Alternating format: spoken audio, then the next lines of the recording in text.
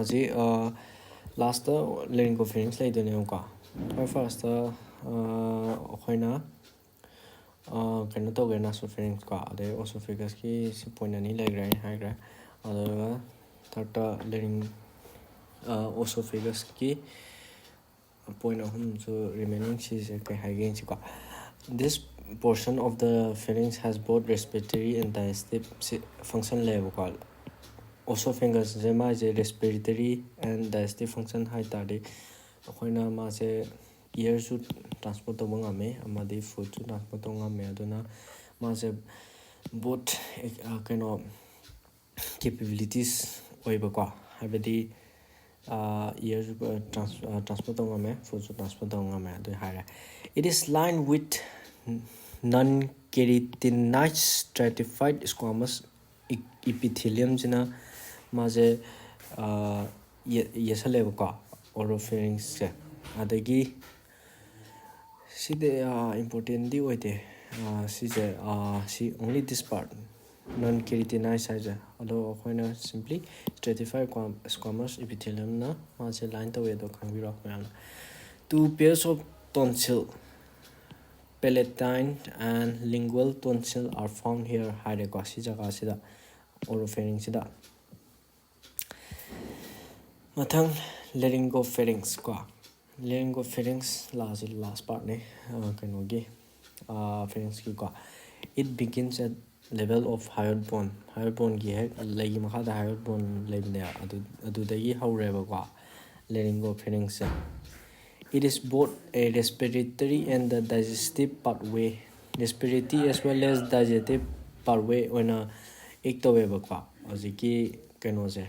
laryngopharynx sisudum and is lined by non-keratinized stratified squamous. Detailed picture of the pharynx tonsillar pharynx and portion in the sasi jaga nasopharynx lerani kamakasa tapana esophagus esophagus lerani laryngopharynx lerani ka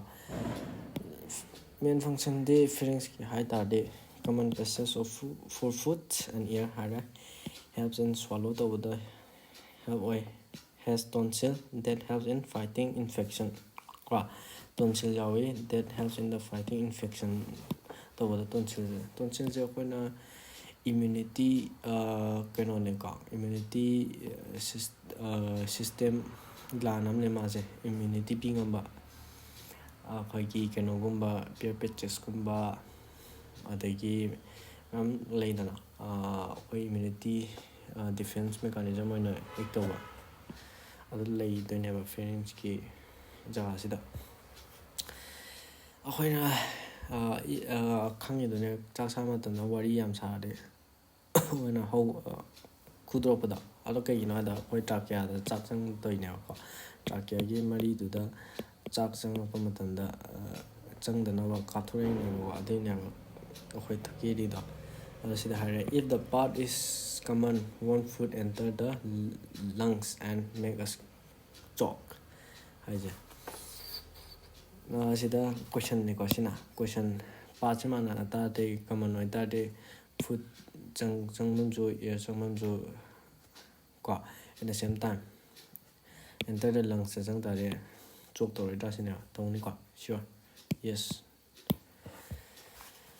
hello glottis na epiglottis na magi chakchang kan to madan thing in mana epiglottis preventing the entry of food into the glottis sample thing mune kano na to do ne epiglottis na adagi esophagus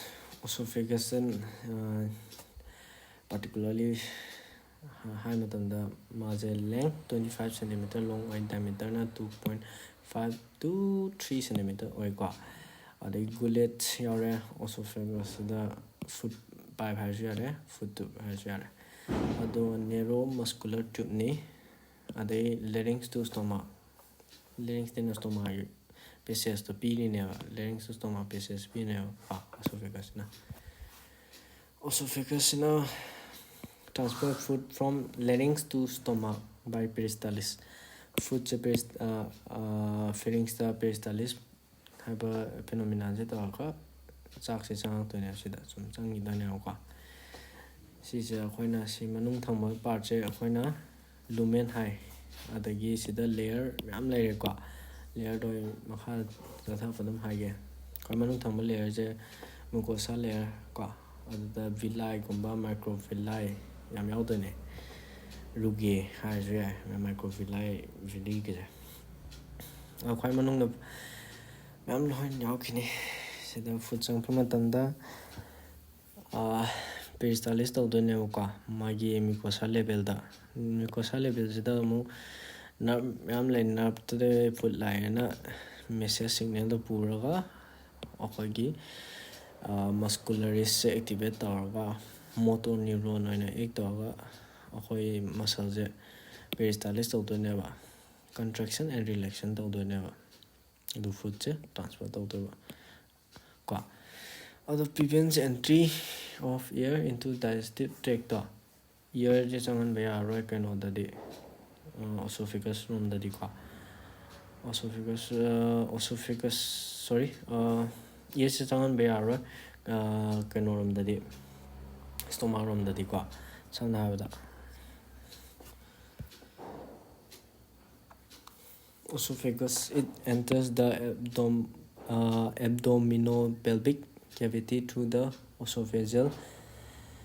hiatus cycle. See, important view. It enters the abdominopelvic cavity through the esophageal hiatus. It is the opening of diaphragm. In the diaphragm. It is the opening of the diaphragm. Okay. Further, last part esophagus. It enters the abdominopelvic cavity through the esophageal hiatus. It is the opening of the diaphragm. Diaphragm opening. Diaphragm is chest cavity. Diaphragm is those stomach lagi dun sa jaga na sina lungs ko sidana heart si jaga je diaphragm ko yo ko done aru si mam chi sa esophageal hiatus da mana enter tori ai je si kano ying jam bi ko ma mathang da esophagus ki part remaining part it is the superior 1/3. It contains skeletal muscle fiber. Skeletal muscle fiber is a voluntary muscle. Voluntary muscle brain skeletal muscle is a voluntary control makada.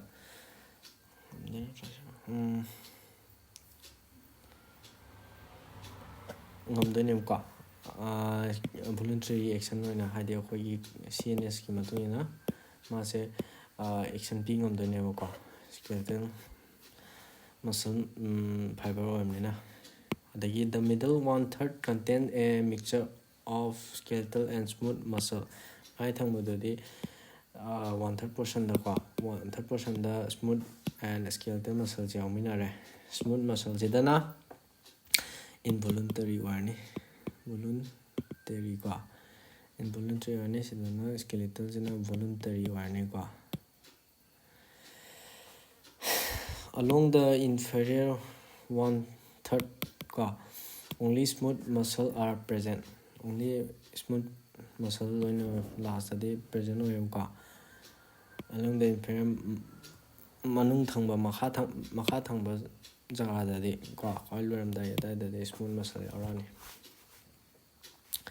esophagus sphincter like upper esophagus sphincter lower esophagus sphincter upper esophagus sphincter lower esophagus sphincter food delivery to for the light peristalsis movement to the the lower esophageal sphincter it also called cardiac sphincter or lower esophageal sphincter haiko cardiac sphincter haisu yaiko sai jaga gi ja adigi lower esophageal sphincter haisu yaiko aduga sida stomach ta injalaktoneba food to food sida injalaktoneba adugi opening dubu cardiac sphincter or esophageal sphincter simply haisu yare. It regulates the opening of esophagus into stomach kwa adugi kind of sphincter the muscle contraction to changan do ne chak se kwa chakumbo any food esophagus se ascaracia cardia hai kwa when the cardiac sphincter fails to relax properly food accumulates in the esophagus kwa si condition namne si che cardiac sphincter je fazana activate tongam kwa halusala pasai da to gal mo je fail to relax properly relax to bonga mara hadi chak to thousand bonga mo de ne any food particle da relax properly tonga mara kwa the food accumulates in the esophagus full lay de ne condition de na severe we ha ko hanu kala to gali ka na to activate tongam da bai ne kwa peristalsis to sangam da bai ne kwa chang bangam da na to sanda tai ne kwa na perista ma yi je ascaracia cardia ko kwa kan concept lo ma adai esophagus se jikicha sida in some case most of the time vomiting to the hangina ma vomiting kwa vomiting to was reverse peristalsis ni ko to de ja na maning de halak to ne ba pura ICL ka loina yaw to ne ba ICL acidic over kind of solution do yaw to ne mata ka khalak to ne koi khanal da o madana sari do vomit to matam da adu da ICL da along with in company to ga lak to ne food to adagi esophagus se pylorus heartburn in this case the cardiac sphincter failed to constrict properly acidic content of stomach move up to the esophagus there is burning sensation of esophagus it also called GERD gastroesophageal reflux disorder vomiting is simply the stomach part yore stomach si yobada si stomach tagi di kano je india changkhala ni magi metabolism chatham myam da ba only protein digest ogani ba ko khoi kano da stomach ta sida diaphragm do sila thaba ki diaphragm do kwa adagi fundus portion jina si portion jine chak leiba yaroi ko fundus de chak kum any food che leiba yaroi ko aduga cardia jaga jidana chak se chang to ne ko adagi body jaga de store to ani ko chak che duga ACL ke kana digest to hona jane adai pylorus jaga dana chak to digest to lo ma kha further the standard chatna ba pylorus portion la ni aduga adu isi da sphincter lai ko pylorus sphincter ko da thok to ne ba chak che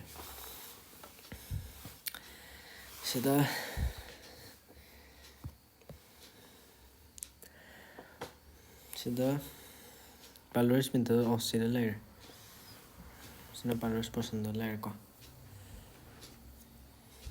sida clear picture to small layer ni clear picture to small layer ni biro adai mathanda stomach se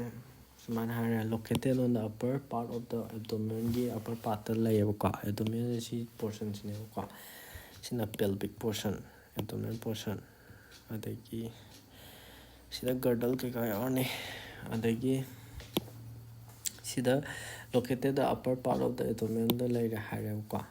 J shape pe ko ko moja J shape na khangne ba moja stomach se qua J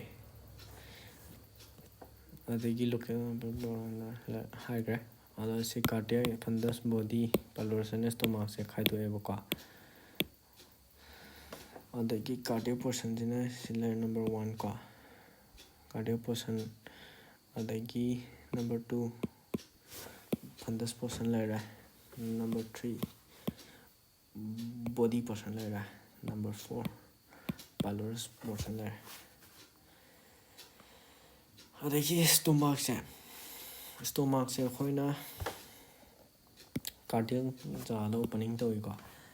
it is the smallest part of the stomach se cardiac portion jene ko adagi it is the superior portion of stomach within 3 cm of junction between the stomach and esophagus ko superior portion of stomach le cardiac se within 3 cm of junction mutang ne between the stomach and esophagus ke mata leido ja adagi it contains abundant mucus gland cardiac gland ko abundant mucus gland yauni ko mucus gland ai je digestive juice man thado juice man done mucus gland da thado to adagi the mucus coat ja coat nam lai da magi lining da mucus coat nam lai ja stomach ki lining da sina the mucus coat the connecting with the esophagus and the helps to protect it from the acidic and the enzyme of the stomach akhoi acid ga thado podo moina mucus coat na stomach se cover up to ni hade akhoina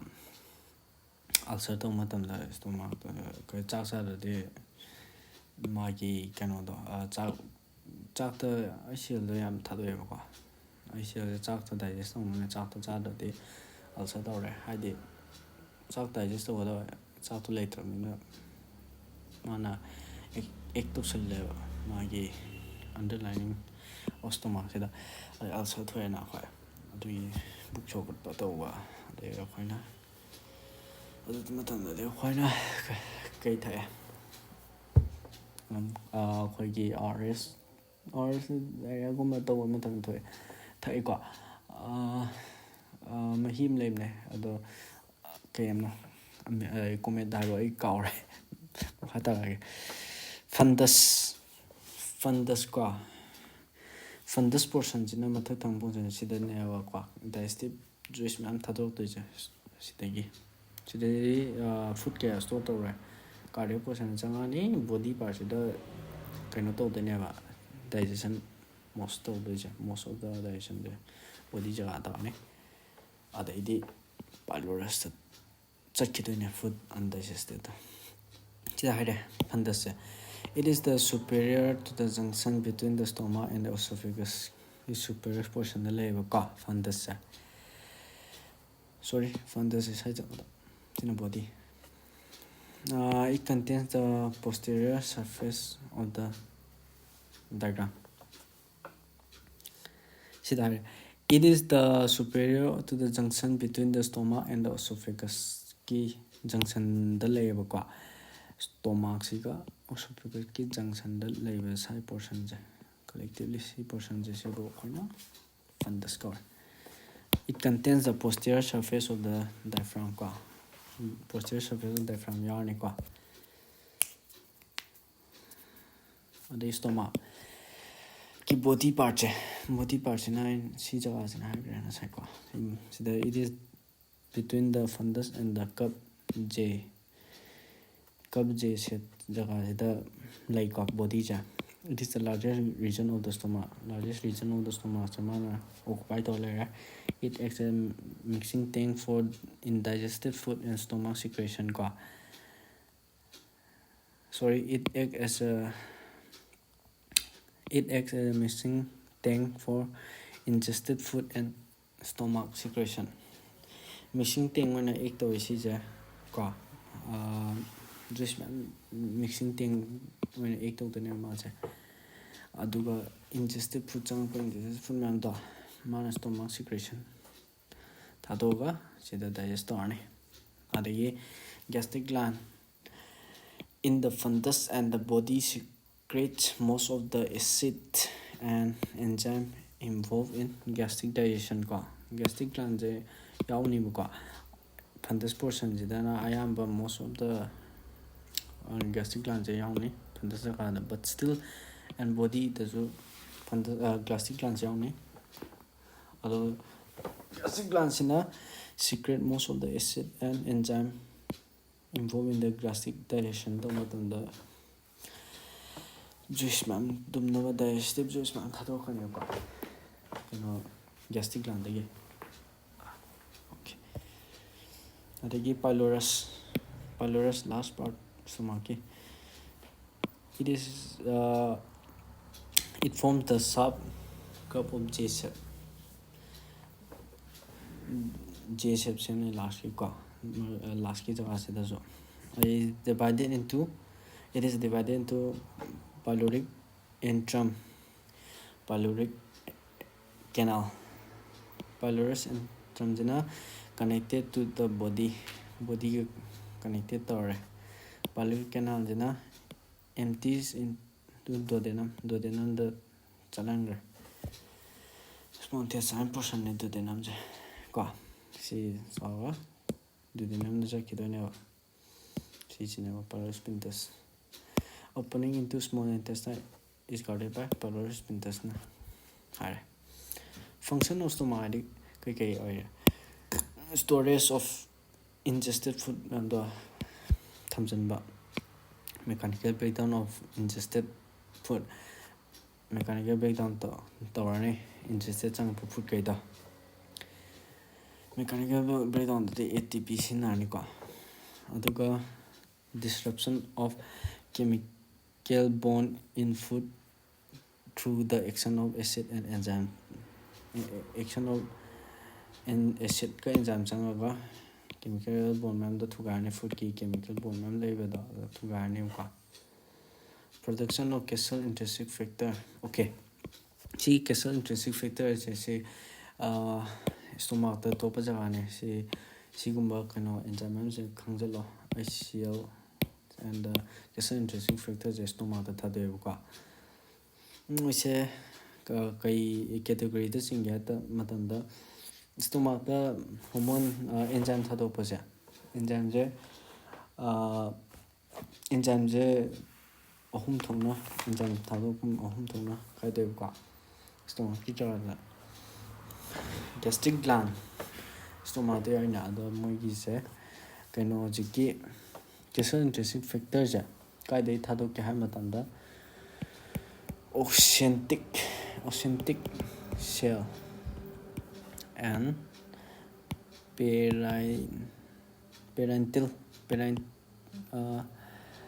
parental cell da thadoyo ko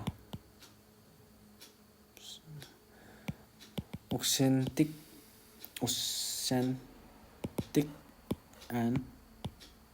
parental cells na sigi caseal intrinsic factor je thadoyo ko and ICL je it is glycoprotein needed for absorption of vitamin B12 vitamin B12 se absorption da wala sinna portion caseal intrinsic factor se vitamin B12 se absorption da wala tare erythropoiesis da help tore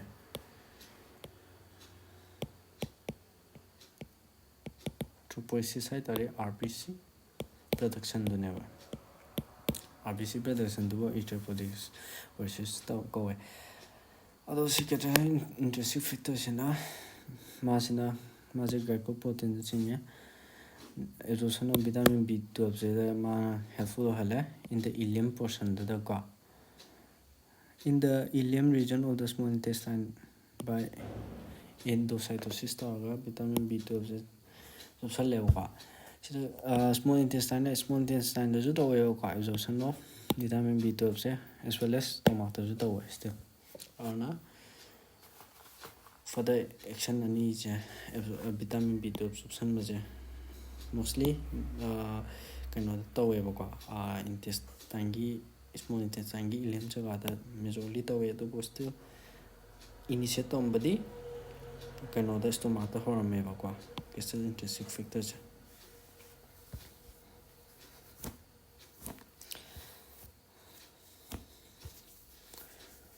Function of stomach. Further, kills pathogen, potent killer of typhoid bacteria. Kills pathogen tawe. Highly potent killer of typhoid bacteria. Ye potent killer am strong killer ne moise. ICLs na. People who regularly take antacid are more susceptible to typhoid. Typhoid the hena thokal moise. Antacid low kang koida. Antacid to ne na sada high call. Okay. Recommend them hajam sikte. Helps in the iron absorption to the Mase ICL sange qua. Iron absorption to the kano ICL sange. Activates pepsinogen the prorenin. Today Hausarage Tatana enzyme mentioned over. She chattered majorly digestion absorption. Majorly content of Hoina emphasis bigger of the enzyme enzyme 8 to 1 other emphasis period lower question loina MCQ that like quite money. Other see that the Ika mentioned the war pepsinogen prorenin. Chikamai we haven't done the war. Hoina can was it iron 3 positive. I see on 8 of iron 2 positive. See from the Halaka, a hoy absorption the Honda never. She's a iron 2 positive. My is now molecularly structure the kitan. Mass absorption to the line absorption to one by state never iron 2 positives. ICL na 8 of Salakanda. ICL 8 of Salakan iron 2 positive Pangmanelka. Okay. Ado haji aduju haire aduga hajiki pepsinogen che inactive state never pa adagi pepsin on bada ICL changi ko ICL jina ektawa pepsinogen dagi pepsin on gadaba adagi pepsin na further amu protein the ektawa peptones plus peptides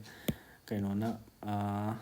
pepsin na 8 to salatonia ko aduga smana further breakdown to tanya ado yausa ni mathang ni dum haidara ge makha chum thar pa da pa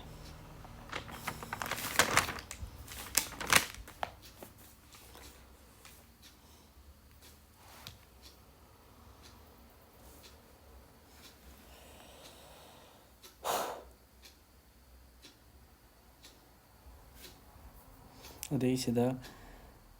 has an iron absorption hierarchy. Activates pepsinogen prorenin activate pepsinogen activate. I see na kwa. Mathang the secretion of parental cell keep stomach content pH 1.5 to 2. pH scale the 7 is neutral, 1 is highly acidic, adugo 14 is highly basic ne kwa. Aduna 1 to 2 are antical level acidic highly acidic ne. Secretion of parental cell helps stomach content pH 1.5 to 2. ICL no heliniqua stomach that hadotana. It has 4 important functions. ICL acidic of gastric juice kill most of the microorganism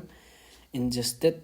in food. Food the microorganism and the ICL hadopanga. It denatures protein and inactivates most of the enzyme in food. Protein do denature to me ICL na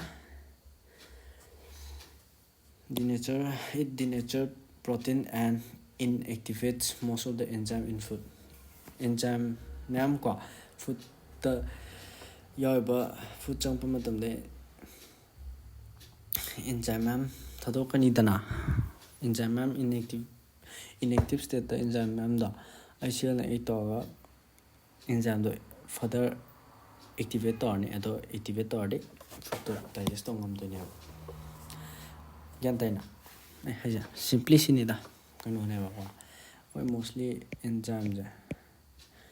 in stomachꯇꯅꯤꯀꯣ stomachꯇ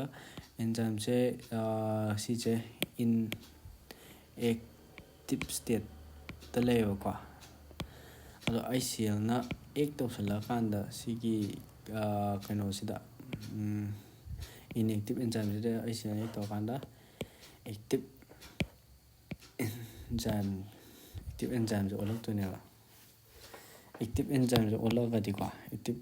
ꯑꯣꯜꯂꯛꯑꯒꯗꯤ ꯑꯃꯨꯛ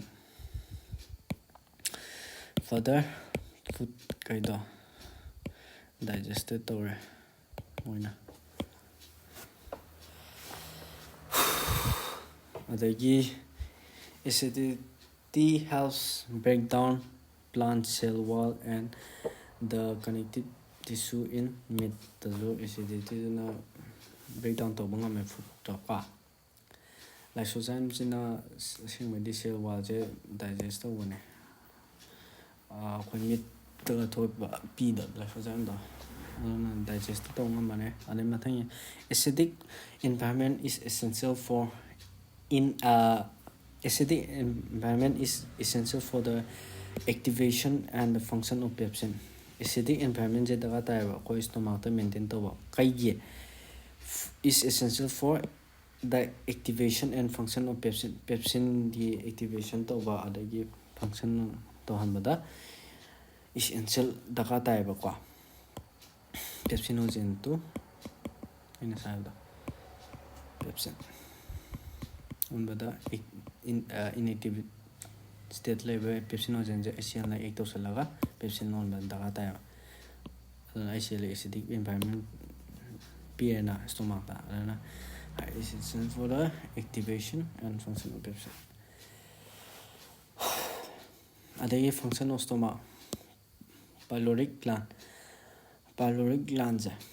gland in the pylorus produce primarily a mucus secretion rather than enzyme or acid. Gland in pylorus da kada leba gland da aduna produce primarily a mucus secretion togale rather than enzyme and acid thadopre mutta ka. And there several types of anterior endocrine cells are secreted among the mucus secreting cell. Several types of anterior endocrine cells are scattered among the mucus secreting cell. Mucus secreting cell the anterior endocrine cells. This also contain T cell which release somatostatin se thadopada ekta holleba. This also contain D cell which release somatostatin those further thadopada kano activate taweba ko hojiki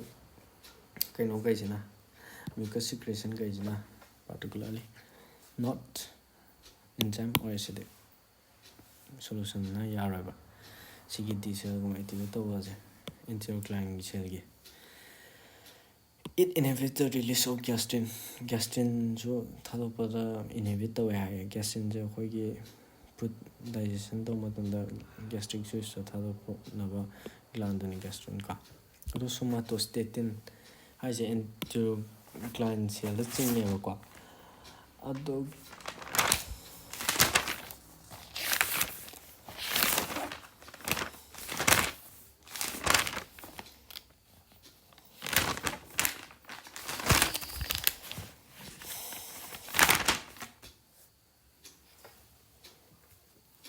sigi anterior gland cells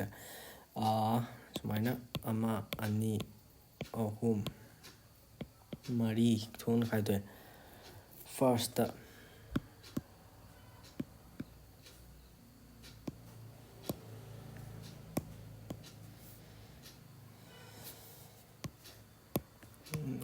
2, 3, 4. First the G cell, second the S cell, third the CCK cell, chloracystokinin. Number 4 the K cell. C marise thadoeba ko akhoi endocrine cells na. Ado makha ta padun harage ado ka mention tawmage G cell na ko. G cells na stimulates gastrin gland to release acyl and pepsinogen. Stimulate or name ko stimulates gastrin gland to release acyl and pepsinogen ko mathadopada G cells helpful way adagi S cell de ha kanda I mention lo mai ko it release hormone thadore ko hormone called secretin na hormone thadore in gut gut thadore ko gut which eventually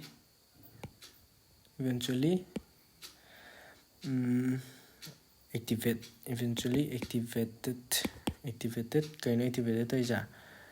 pancreas for stimulation of release hydrogen bicarbonate thadoppada S cells na to ba S cells na pada somatostatin je somatostatin ola lagto ne ba S cells na ado S cell dom taga ige ado mayam S cell dom taga ige sinjalora it release hormone thadore ko it release hormone in gut which eventually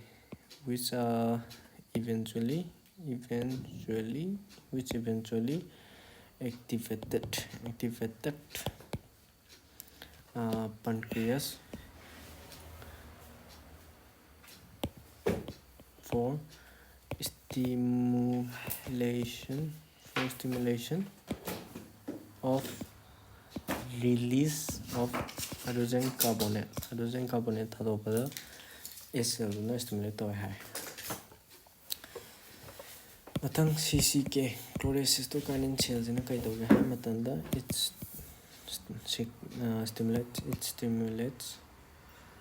stimulates ko okay matang CCK cells na kai doge ha matanda it stimulates the production of chloracystokinin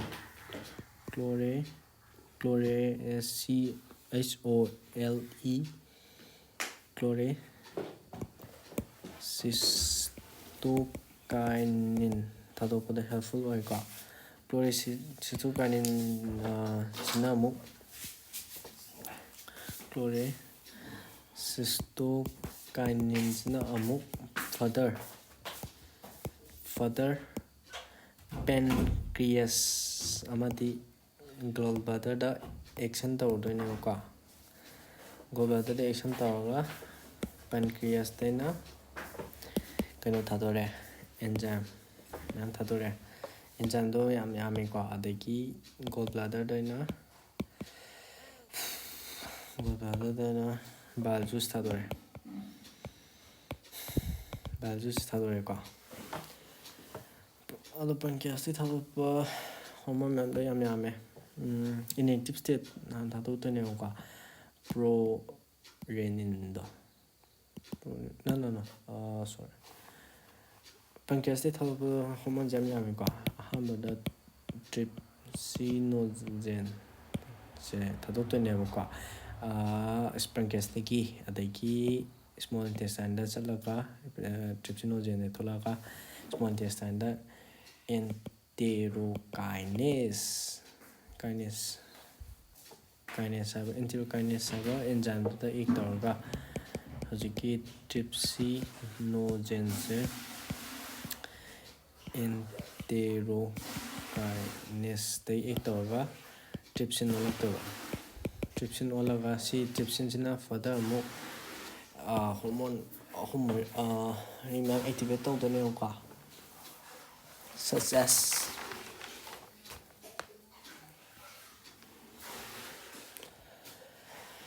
hojiki trypsin sina ko trypsin sina hojiki okay hojiki trypsin sina ko trypsin sina ektodoja proteases to kane no hojiki trypsin sina ektodoja kai mo trypsinogen the ektoga kai mo trypsin the ektoga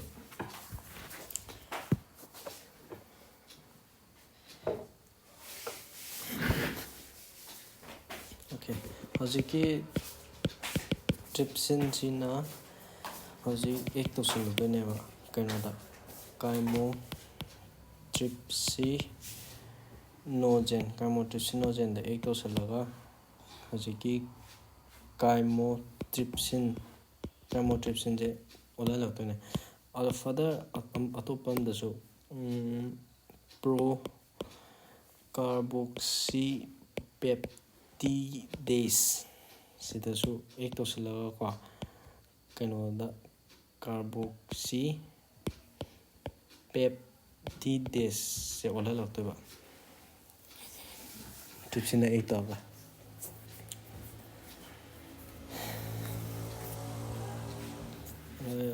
Korea kada pone hojiki de idea piram mai wane ko makha satha kenam makha ta panam yakone okay enteroendocrine cells this produce at least 7 hormone most notable gastrin je quite kind of the gastrin general thadore je enteroendocrine cell tagi gastrin is produced by G cell, which are most evident in gastric pit of pyloric atom. Pyloric atom the G cells are most evidently found. Though gastric pit when a lay kuthal jagada gastrin G cells lay do never majorly. Further, it stimulates secretion by both parental and chief cell, as well as contraction of gastric wall that makes and still the gastric content. Sidaya Sigi G cell the thadropa enzymes. It stimulates secretion of both parental and chief cell the stimulator as well as contraction of gastric wall the contraction of the helpful that makes and still the gastric content adagi gastric content juice man the mix up the digestion of substance man to the helpful adagi gastric glands the ghrelin is also antagonist to leptin the antagonist on ghrelin a fat tissue derived hormone that induce satiety ko important ko another hormone from the stomach and small intestine obestatin decrease appetite pon de hormone ama stomach and small intestine obestatin hormones appetite poem ko khoi sada adagi function of stomach kama last several points the high say several other hormones play a role in hunger and satiety. Hunger and satiety several other hormones ko. Wait a minute.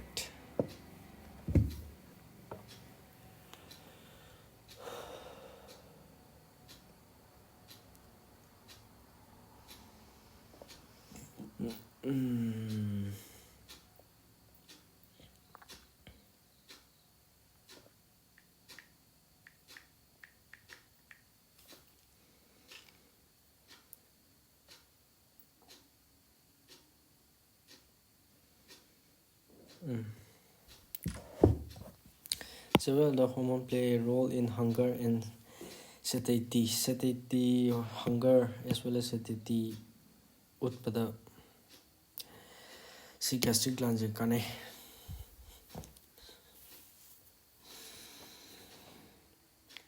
Ghrelin is also antagonist to leptin. Ko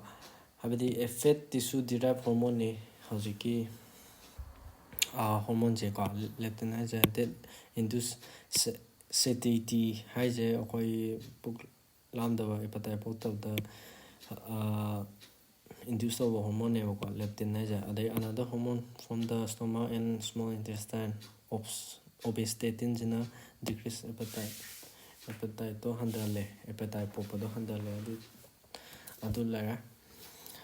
adu several other hormones play a role in hunger and satiety. The popo da koi hormone te ju yamna accompany to ko adagi level of ghrelin, a hormone produced by P-D1 cell lining the fundic region of the stomach rise before meal to initiate hunger. In hunger hormone si hormone P-D1 cell the labor lining of the fundic region the labor sigi cell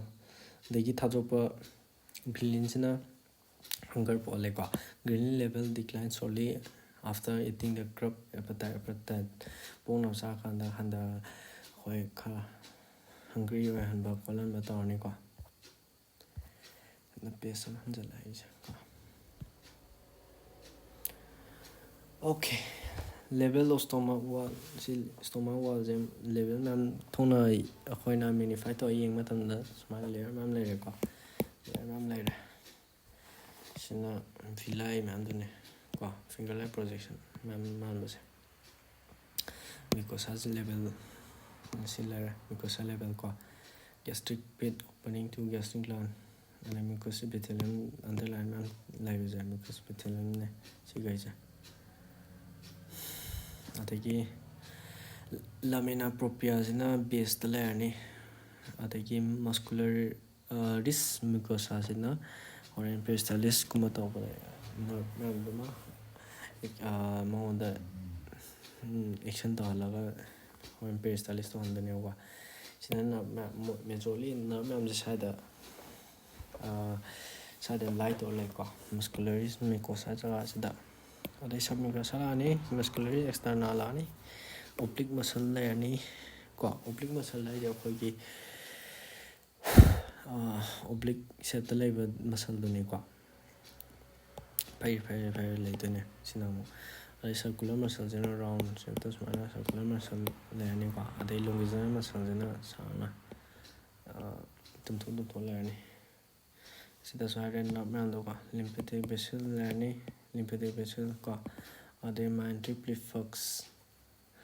hygera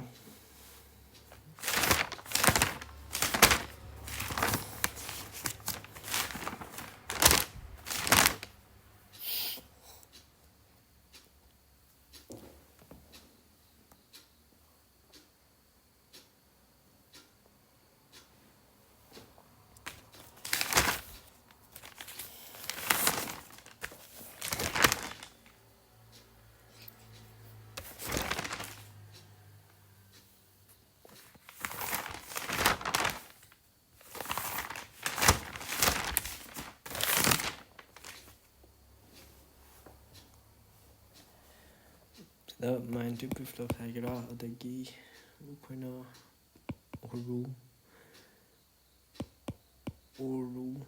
ꯑꯣꯔꯨꯕꯦꯛ ꯄ꯭ꯂꯤꯐ꯭ꯂꯛꯁ ꯍꯥꯏꯒꯦꯔꯥ ꯌꯥꯏꯀꯣ. ꯃꯥꯏꯟꯇ꯭ꯔꯤꯛ ꯄ꯭ꯂꯤꯐ꯭ꯂꯛꯁ ꯑꯣꯔꯨꯕꯦꯛ ꯄ꯭ꯂꯤꯐ꯭ꯂꯛꯁ ꯌꯥꯏ. ꯑꯗꯨ ꯀꯥꯏ ꯖꯒꯥꯗ ꯂꯩꯅꯤ ꯍꯥꯏꯕ ꯃꯇꯝꯗ ꯃꯁꯀꯨꯂꯔꯤꯁ ꯖꯒꯥꯗ ꯂꯩꯅꯤ. ꯃꯥꯁꯦ ꯃꯁꯀꯨꯂꯔꯤꯁ ꯖꯒꯥꯗ ꯆꯤꯡꯉꯤꯀꯣ ꯁꯤ ꯄꯨꯂꯞꯁꯦ. ꯑꯗꯨ ꯂꯩꯅꯤ. ꯑꯗꯨꯒꯤ ꯁꯕ ꯃꯁꯀꯨꯁꯥ ꯑꯣꯔ ꯃꯤꯁꯅꯔ ꯄ꯭ꯂꯤꯐ꯭ꯂꯛꯁ ꯍꯥꯏꯅ ꯅꯔꯚ ꯃꯌꯥꯝ ꯂꯩꯐꯝꯁꯤꯅ ꯀꯥꯏ ꯂꯩꯅꯤ ꯍꯥꯏꯕ ꯃꯇꯝꯗ ꯑꯩꯈꯣꯏꯒꯤ ꯁꯕꯃꯨꯀꯣꯁꯥ ꯂꯦꯚꯦꯜꯗ ꯂꯩꯅꯤ. ꯁꯕꯃꯨꯀꯣꯁꯥ ꯂꯦꯚꯦꯜꯁꯤꯗ ꯁꯕꯃꯨꯀꯣꯁꯥ ꯂꯦꯚꯦꯜꯁꯤꯗ ꯁꯤꯗ ꯃꯣꯏ ꯃꯦꯟꯁꯟ ꯇꯧꯔꯝꯗꯣ ꯑꯩ ꯍꯥꯞꯀꯦꯀꯣ. ꯁꯕꯃꯨꯀꯣꯁꯥ ꯂꯦꯚꯦꯜꯁ ꯍꯥꯏꯁꯦ ꯁ꯭ꯋꯥꯏꯁꯤꯗꯅꯦꯕ ꯂꯩꯗꯣꯏꯁꯦ. ꯍꯧꯖꯤꯛꯀꯤ ꯃꯤꯁꯅꯔ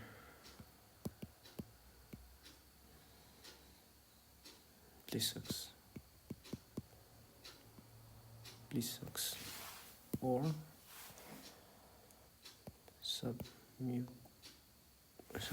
submucosa plexus.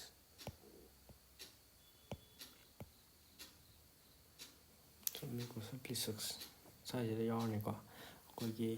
ꯁꯤꯒꯤ ꯅꯔꯚ ꯃꯌꯥꯝ ꯂꯩꯐꯝꯅꯦꯕ ꯁꯤ ꯄꯣꯔꯁꯟꯁꯦ. ꯑꯣꯀꯦ.